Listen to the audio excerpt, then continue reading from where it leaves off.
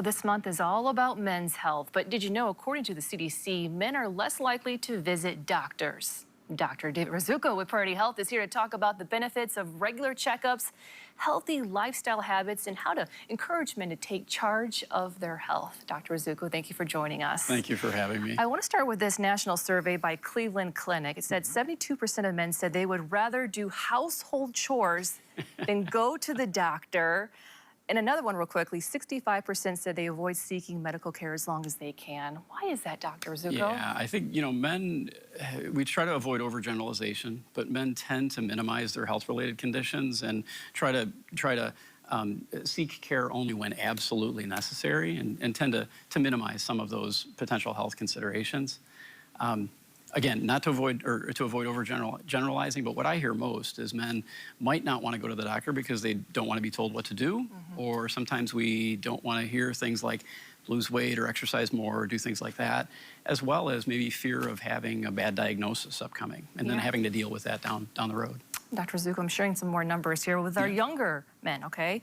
A study by the Kaiser Family Foundation found that 45% of adults aged 18 to 29 reported having no primary care doctor. Yeah. What's your reaction to that as a doctor? Yeah, again, very concerning because when we're delaying care or not seeking care, we lose those opportunities for good preventative services. So catching diagnoses early when we have time for to fully impact care, as well as improve the outcome. So if we're not seeking care, if there's years, months to years in between the times that we're seeking care, it's delaying diagnosis, and then we're certainly not addressing any of the preventative conditions that we should be addressing on the regular. So how do we change this, Dr. Rzutko, and really just talk about the importance of, establishing good relationships with their doctors and how important that is, right? Yeah, very much so. And physicians are human too. So all of the same things that you might have a little bit of anxiety or concern about, your doctor is going through or potentially even experiencing themselves. I'll share a little secret with you. I don't particularly enjoy going to see my dentist because he asks me, do I floss every day? And I have to either make up a story or,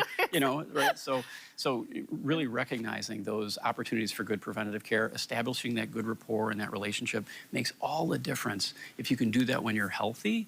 So that way, when you are challenged with a health-related condition or an illness, you've got all of that out of the way, rather than having to establish that at the outset when you really are dealing with something that's critical in your life. And Dr. Rzutko, men are at a greater risk for heart disease and other serious health conditions, right? You bet, right. So the serious health conditions is mostly because of delay to care. Again, mentioning that if you're not diagnosing things early, we can, adverse outcomes and it impacts our ability to get good diagnosis. But yes, men are at earlier heart disease risk.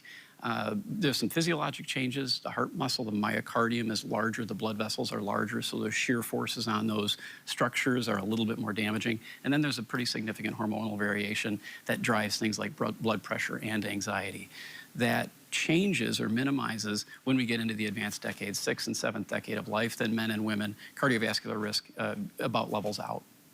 And what would you say to someone right now who may be avoiding going to the doctor, right, out of fear and anxiety? Yeah, so definitely you're not alone. Really look at those visits as an investment in your own personal health and yourself. So they're really set up to be helpful for you. You might do some things to prepare in advance, so maybe jot some notes for yourself, so that way when you get into the room with a doctor, you can go over those things that matter to you. If you need to, bring some along with you to those visits, so that way you're getting your answers and your questions answered. All right, Dr. Rzutko, thank you so much. That was really good. And like you said, you're human too, right? Sure. My pleasure. Thanks for having me. All right.